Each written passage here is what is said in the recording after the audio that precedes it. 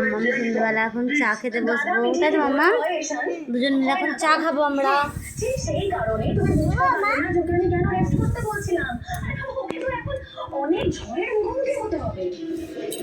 আমার জুতোটাকে অ্যাভয়েড করো, কারণ আমাকে ডাক্তার এখন ঘরে জুতো পরে থাকতে বলেছে, কিছু করার নেই, তাই আমি ঘরেই এখন জুতো পরি। সন্ধ্যাবেলা চা খাওয়া হয়ে গেছে মোটামুটি, এখন 8:30 বাজে। একটু টিভি দেখতে দেখতে আমি আর মাম্মাম খাবো এখন মুড়ি মাখা। এই যে গরম গরম চপ আর মুড়ি। চলো টাটা। এই যে সন্ধ্যাবেলা নাস্তার পর আমি বসেছি, আমার কিছু কাজ নিয়ে, আমার একটু কাজ বাকি আছে, সেগুলো এখন করব। আর মেয়ে বসেছে পড়তে, তো খাতা পেন আজকে নেয়নি, সিলেট নিয়েই বসেছে।